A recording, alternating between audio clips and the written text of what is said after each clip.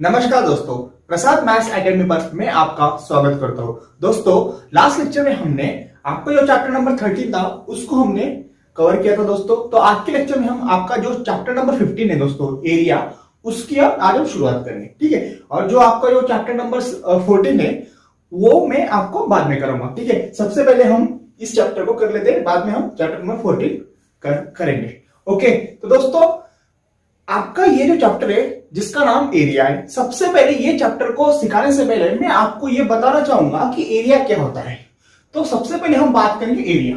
अब एरिया मतलब उसको मराठी में क्षेत्रफल कहते हैं, ठीक है। अब मान लीजिए, देखिए, अगर मैं इस प्लेन पे इस तरह से कुछ हाथ रखता हूं, ठीक है, तो ये हाथ रखने के बाद मेरे हाथ ने इस प्लेन पर जो स्पेस ऑक्युपाई किया है उसको हम एरिया कहेंगे, ठीक है। मान लीजिए मैंने यहां पर ये कागज का ये कागज रखा, ठीक है।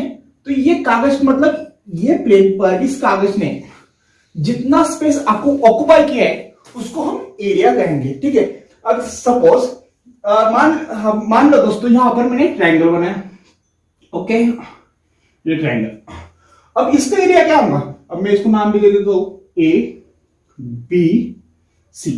अब इस ट्रायंगल के एरिया क्या हो सकता है कि देखिए, ये जो शेडेड पार्ट कर रहा हूं ना दोस्तों मैं, तो वो ट्रायंगल का एरिया कहलाएगा, ठीक है। मतलब ये पूरा का पूरा जो एरिया इस ट्रायंगल ने कवर किया है उसको इस ट्रायंगल का एरिया हम कह सकते हैं, ठीक है। तो दोस्तों आपकी बुक में लेट्स रिकॉल में क्या दिया है, देखिए, we know that if the side of closed polynomial are given in the unit of centimeter, meter, kilometer, then their area are in the unit of square meter, square centimeter and square kilometer respectively, because the area is measured in square। मैंने अभी बताया आपको, area जो होता है ना वो हमेशा मतलब उसका जो यूनिट होता है दोस्तों वो स्क्वायर मीटर में होता है, स्क्वायर किलोमीटर में होता है या स्क्वायर सेंटीमीटर में होता है, ठीक है। देखिए मैं आपको और अच्छी तरह उसको बताने की कोशिश करता हूं।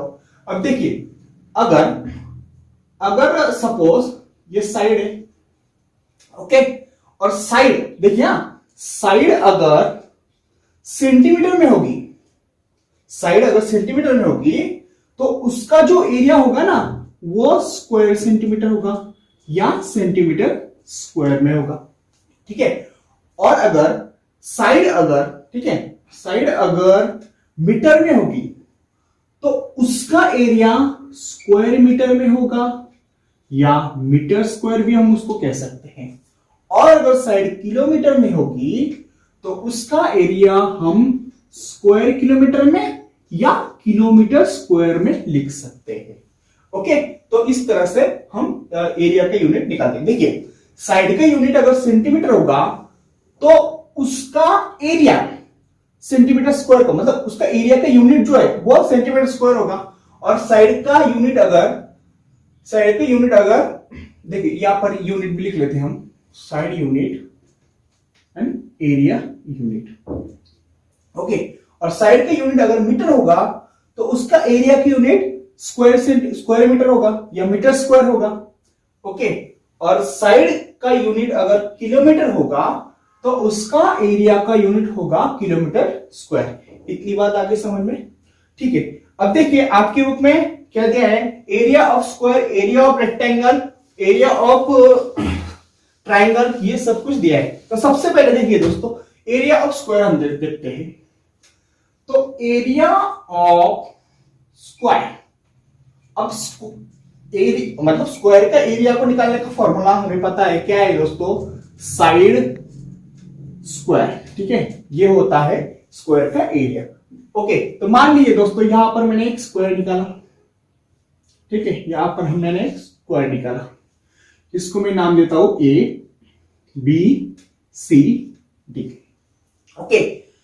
अब ये जो स्क्वायर है उसकी साइड सपोज मैं 4 सेंटीमीटर मान लेता हूं, ठीक है, सपोज 4 सेंटीमीटर है। अब देखिए दोस्तों, स्क्वायर में सारी की सारी साइड सेम होती है, ओके। इसका मतलब क्या, अगर एक साइड अगर 4 सेंटीमीटर की होगी तो बाकी की जो बची हुई जो तीनों साइड है वो भी 4 सेंटीमीटर के होगी। क्यों 4 सेंटीमीटर के होंगे? क्योंकि स्क्वायर में चारों के चारों साइड सेम होते हैं, ठीक है, चारों के चारों side in the square E square में सेम होते हैं। ओके, अब देखिए तो इसका एरिया कैसे निकलेगा।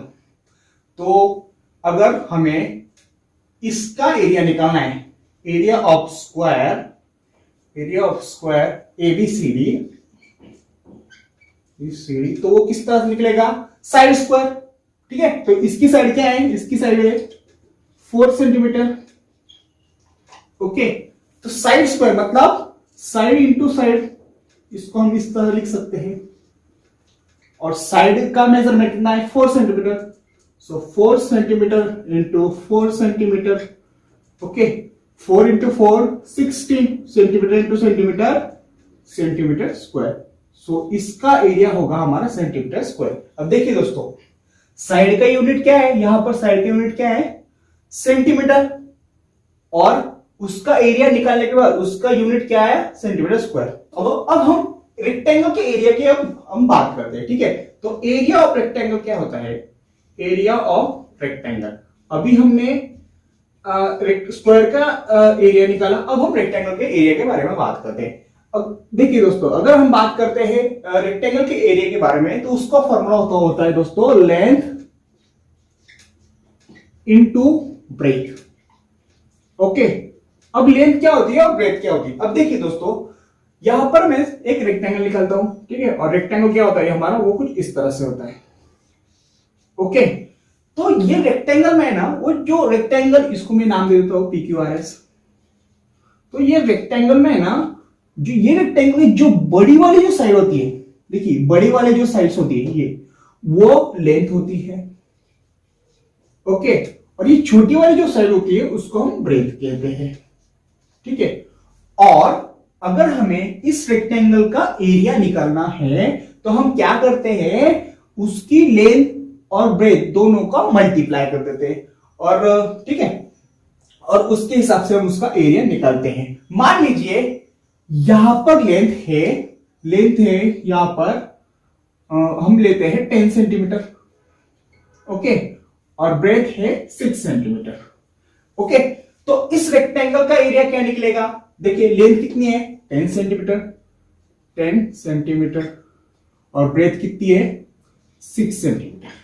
ओके, तो इसका एरिया हम किस तरह से निकालेंगे, 10 इंटू 6 60, और centimetre into centimetre square.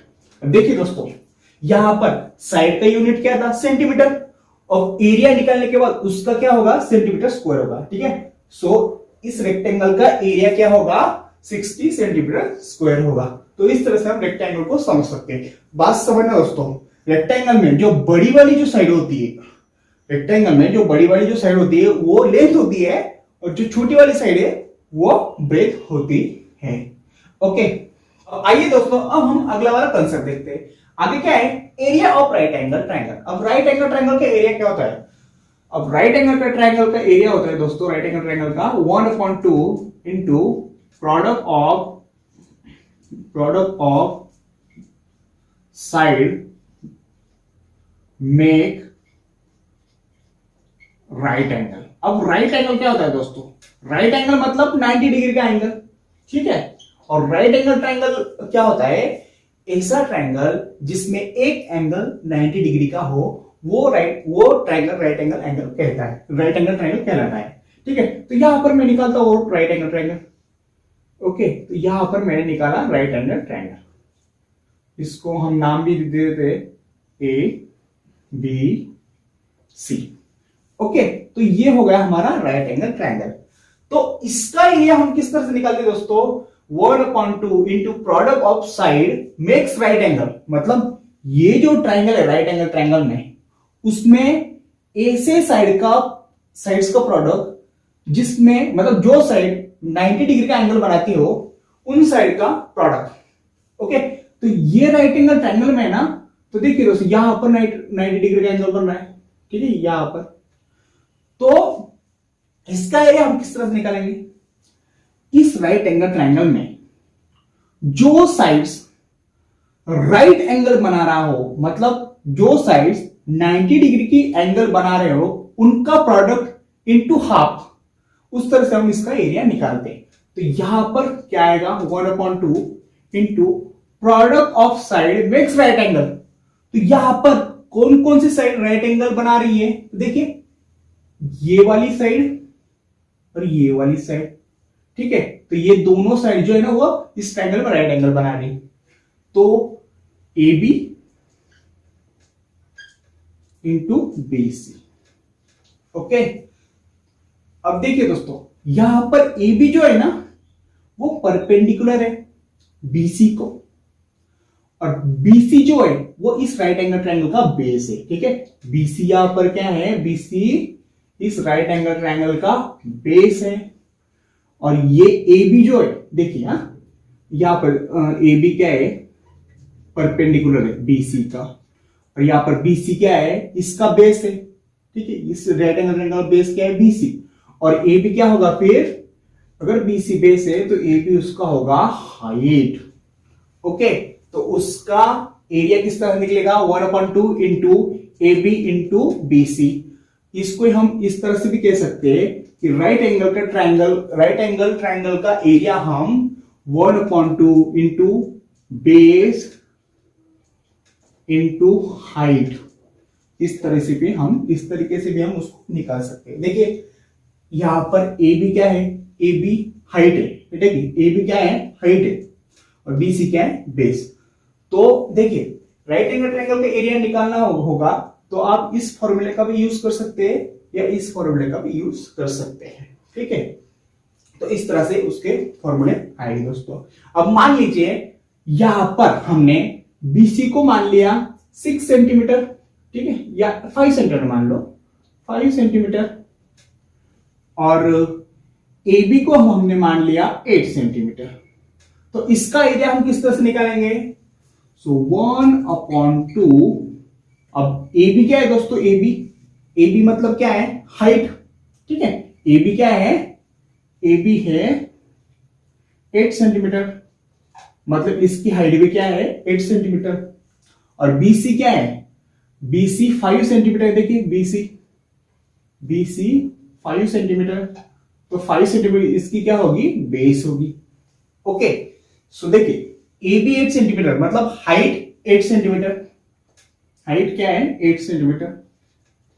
Okay, 8 centimetre, और बेस मतलब बीसी वो क्या है? 5 सेंटीमीटर। ओके, सो इसको 4 से मल्टीप्लाई होगा, ठीक है। 5 सेंटीमीटर इंटू 4 सेंटीमीटर, सो 5 इंटू 4 20, और सेंटीमीटर इंटू सेंटीमीटर स्क्वायर। तो इसका जो एरिया होगा वो 20 सेंटीमीटर का स्क्वायर होगा। देखिए, साइड का यूनिट क्या है? सेंटीमीटर, और उसका एरिया निकालने के बाद उसका यूनिट क्या हो जा रहा है? सेंटीमीटर इंटू सेंटीमीटर स्क्वायर, ठीक है। तो इसका एरिया होगा 20 सेंटीमीटर स्क्वायर। अब हम अगला कंसेप्ट देखते हैं दोस्तों। तो अगला कंसेप्ट दोस्तों आपका एरिया ऑफ ट्रायंगल। अब बात ध्यान से समझना दोस्तों, जब भी आप area of right angle triangle निकाल रहे थे तो उसका फॉर्मूला आपका 1/2 into product of side makes right angle, इस तरह से आता था, या 1/2 इंटू बेस इंटू हाइट, ठीक है। तो जब आप एरिया ऑफ ट्रायंगल निकालोगे तो एरिया ऑफ ट्रायंगल निकलने का फॉर्मूला होता है, देखो ये जो फॉर्मूला है ना वही एरिया ऑफ ट्रायंगल का फॉर्मूला होगा। सो एरिया ऑफ ट्रायंगल, उसका फॉर्मूला क्या होगा? 1/2 इंटू बेस इंटू हाइट, ये एरिया ऑफ ट्रायंगल निकालने का फॉर्मूला है दोस्तों। अब देखिए दोस्तों, यहां पर मैं एक ट्रायंगल कंसीडर करता हूं, ये होगा हमारा ट्रायंगल, इसको भी मैंने ए बी नाम दे दिया, ए बी सी। अब इस ट्रायंगल का एरिया हमें निकालना है। तो ये ट्रायंगल में ना, ये बीसी जो आपको दिखाई दे रहा है दोस्तों, देखिए ये बीसी, ये नीचे वाला वो होगा हमारा बेस, ठीक है। तो बेस क्या होगा हमारा? ये बीसी। ओके, बेस तो हमें पता चल गया बीसी है।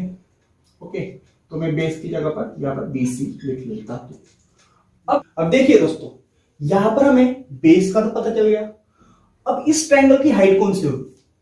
अब हाइट कौन सी होगी दोस्तों, बात हमेशा ध्यान में रखना दोस्तों, जो ट्रायंगल में जो खड़ी हुई जो साइड होती है ना, खड़ी हुई एकदम सीधी, वो हाइट होती है। ओके, तो यहां पर एकदम सीधी साइड है क्या, नहीं, तो हमें क्या करना पड़ेगा, ये बेस पर है ना परपेंडिकुलर डालना पड़ेगा। ओके, कहां से परपेंडिकुलर डालेंगे हम, वो ये जो बेस है उसके सामने का जो वर्टेक्स है ना, वहां से हम बेस पर परपेंडिकुलर डालेंगे। देखिए ये वर्टेक्स से हम ये जो सामने वाला जो बेस की साइड है उस पर परपेंडिकुलर डालेंगे। ओके, तो इस ट्रायंगल की जो हाइट है दोस्तों वो ये वाली बन जाएगी। ठीक है, यहां पर मैं एम नाम देता हूं। ओके, तो ये जो ट्रायंगल है उसकी हाइट कौन सी होगी हमारी, M. So height is equal to M. Okay, तो इस ट्रायंगल का जो बेस है दोस्तों ये वो हमारा बीसी है, ये वाला, और जो हाइट है वो क्या होगी हमारी, एम होगी। हमेशा ध्यान में रखना दोस्तों, जो ट्रायंगल में जो खड़ी वाली जो साइड है, ठीक है, जो साइड खड़ी है बिल्कुल स्ट्रेट खड़ी है, या जो बेस पर 90 डिग्री का एंगल बनाती है, इसी साइड को हम क्या कहेंगे, हम हाइट कहेंगे उस ट्रायंगल की। ओके, तो इसकी हाइट क्या है दोस्तों, एम। ठीक है, तो एम इसकी साइड होगी। अब इसका एरिया हमें निकालना है। अब सपोज अगर ये बेस मतलब बीसी, सपोज बीसी हमारा है 12 सेंटीमीटर। ओके, और अगर एम अगर हमारा है दोस्तों, एम है हमारा, एम होगा मान लीजिए वो 8 सेंटीमीटर है। ओके, इसका मतलब क्या है, ये ट्रायंगल का बेस अगर 12 सेंटीमीटर होगा और जो हाइट अगर 8 सेंटीमीटर होगी, तो उसका एरिया हम किस तरह से निकालेंगे, 1/2 इंटू बीसी क्या है हमारा, बीसी बेस है वो कितना है, 12 सेंटीमीटर है, और यूनिट भी मैं लिख लेता हूं यहां पर सेंटीमीटर। और एम क्या है, एम हाइट कितनी है उसकी, हाइट 8 सेंटीमीटर। ओके, अब 2 से इसको डिवाइड कर देंगे। ठीक है, हाफ ऑफ 12 होता है 6, 2 1 2 2 6 12, so 6 centimetre into 8 centimetre is equal to 6 into 8 48 centimetre into centimetre square. तो इस तरह से इस ट्रायंगल का एरिया हम इस तरह से निकाल सकते हैं। तो एरिया ऑफ ट्रायंगल क्या होता है दोस्तों, 1/2 into base into height. Okay, और ट्रायंगल में बेस क्या होता है, जिस पर जो ट्रायंगल खड़ा होता है ना वो साइड बेस होती है, और ट्रायंगल पे मतलब ट्रायंगल की हाइट अगर हमें निकालनी होगी तो हमें बेस की अपोजिट साइड से एक परपेंडिकुलर डालना पड़ेगा। इस पर, बेस पर। ठीक है, मतलब बेस का जो अपोजिट वर्टेक्स है वहां से हमें बेस पर परपेंडिकुलर डालना पड़ेगा, और वो जो परपेंडिकुलर होगा दोस्तों वो उस ट्रायंगल की हाइट होगी। ओके, तो यहां पर हमें क्या दिख रहा है, यहां पर हमें एम जो है ना वो परपेंडिकुलर है किसका, बीसी का।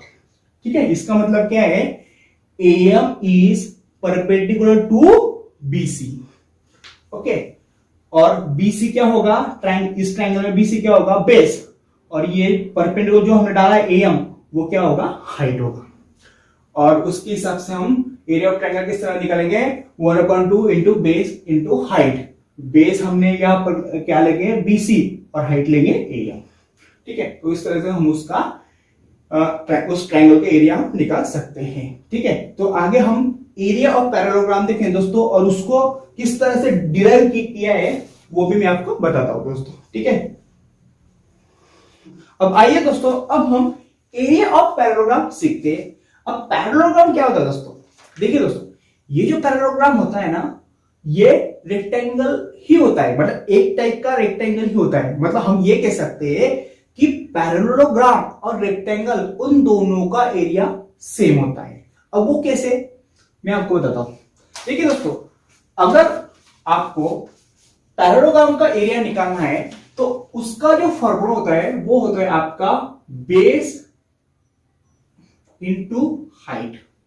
ओके, और जो रेक्टेंगल का एरिया होता है दोस्तों, एरिया ऑफ रेक्टेंगल, तो एरिया ऑफ ये एरिया ऑफ पैरेललोग्राम है, और रेक्टेंगल के एरिया का फॉर्मूला होता है आपका लेंथ इनटू ब्रेथ। ओके, अब देखिए दोस्तों, अब पैरेललोग्राम और रेक्टेंगल इन दोनों का एरिया सेम क्यों होता है, मैं वो आपको एक्सप्लेन करके बताता हूं। अब देखिए दोस्तों, यहां पर मैंने एबीसीडी एक पैरेललोग्राम लिया है। ओके, ये जो पैरेललोग्राम है ना, उसका बेस है ना, ये जो डीसी होगा, ठीक है, मतलब जिसके ऊपर, जो साइड के ऊपर पैरेललोग्राम खड़ा है, वो होता है उसका बेस। सो इस पैरेललोग्राम का बेस क्या होगा, ये जो नीचे वाली साइड है ना, उसको हम बेस कहेंगे, वो बेस क्या होगा, डीसी होगा। ओके, अब यहां पर बेस तो हमें पता है ये पैरेललोग्राम का डीसी है, लेकिन हाइट कौन सी है। और एक बात समझना दोस्तों, मैंने आपको पहले ही बताया, हाइट हमेशा परपेंडिकुलर होती है, मतलब बेस पर जो साइड 90 डिग्री का एंगल बनाती है ना, वो हाइट होगी। तो यहां पर बेस पर 90 डिग्री का एंगल बनने वाली साइड है क्या, नहीं, देखिए ये है, नहीं, ये 90 डिग्री एंगल नहीं बना रही, ये भी नहीं होगी। ओके, तो हमें क्या करना पड़ेगा, यहां पर एक परपेंडिकुलर डालना पड़ेगा। तो मैं क्या करता हूं, यहां पर एक परपेंडिकुलर डालता हूं दोस्तों, ए वर्टेक्स से बेस पर डालता हूं मैं। ओके, तो ये मैं यहां पर डाल दिया परपेंडिकुलर, ठीक, देखिए ये 90 डिग्री का एंगल बना रहा है, इसको मैं एएम नाम दे देता हूं। ओके, अब देखिए दोस्तों, इस पैरेललोग्राम की हाइट जो है वो एएम होगी। ओके, अब मैंने आपको बताया था, ये जो पैरेललोग्राम है ना, उसका एरिया और रेक्टेंगल का एरिया सेम होगा। अब वो कैसे, अब ध्यान से समझिए। अब मैं क्या करता हूं दोस्तों, यहां पर जो एएमडी, ये जो राइट एंगल ट्रायंगल बन रहा है ना, उसको काटकर मैं यहां पर रख देता हूं। अगर मैंने ऐसा किया तो यहां पर है ना, ये रेक्टेंगल बन जाएगा। देखिए, अगर देखिए इस ट्रायंगल को छोड़कर, मतलब मैं क्या करता हूं, इस ट्रायंगल को छोड़कर इतना एरिया ड्रॉ करता हूं। ओके, सो मैंने यहां पर ड्रॉ कर लिया, इसमें ये वाला वो कुछ इस तरह से आ जाएगा।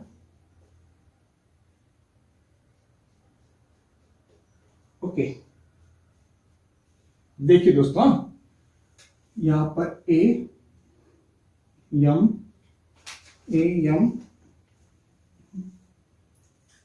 सी और ये बी।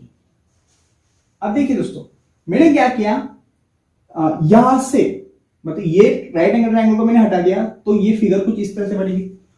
अब इसको, ये जो राइट एंगल ट्रायंगल बनाऊं, उसको मैं यहां पर जोड़ूंगा। देखिए यहां पर इस तरह से जोड़ेगा।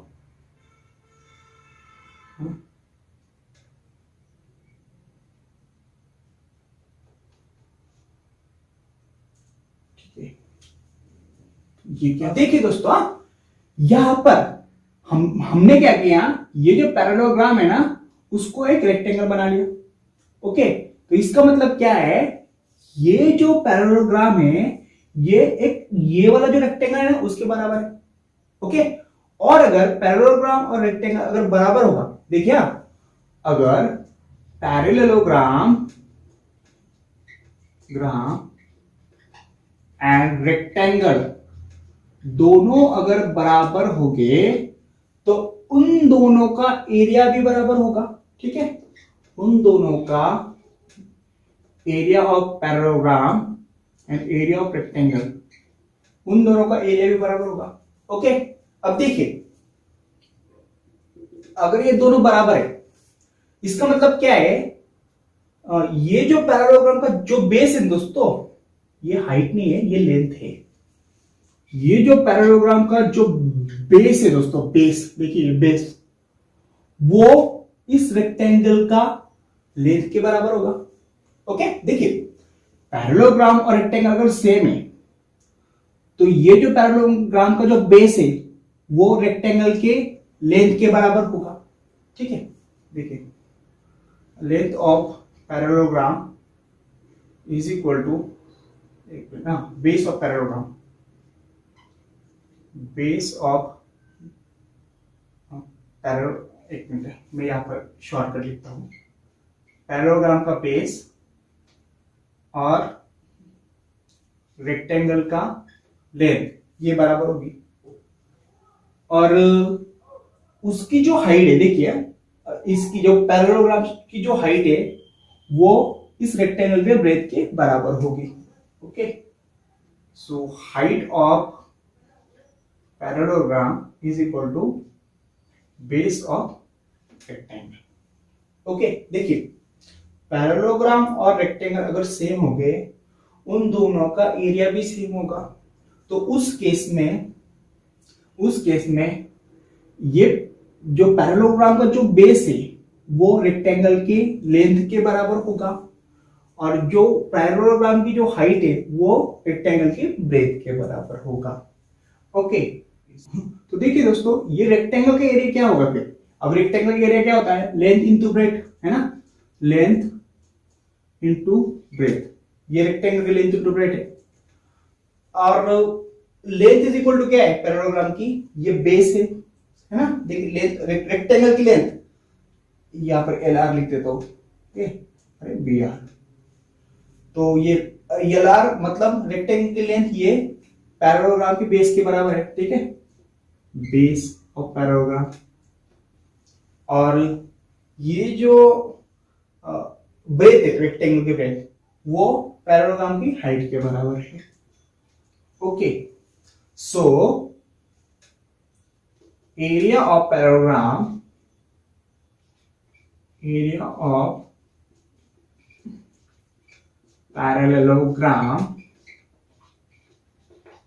इज इक्वल टू, अब देखिए रेक्टेंगल का एरिया और पैरेललोग्राम का एरिया सेम है, उसकी वजह से रेक्टेंगल की लेंथ ये पैरेललोग्राम की बेस के बराबर है, और रेक्टेंगल की जो ब्रेथ है वो पैरेललोग्राम की हाइट के बराबर है। देखिए, क्योंकि इसको उठाकर हमने यहां पर रख दिया तो ये वाली हाइट यहां पर आ जाएगी जो कि रेक्टेंगल का बेस होगा।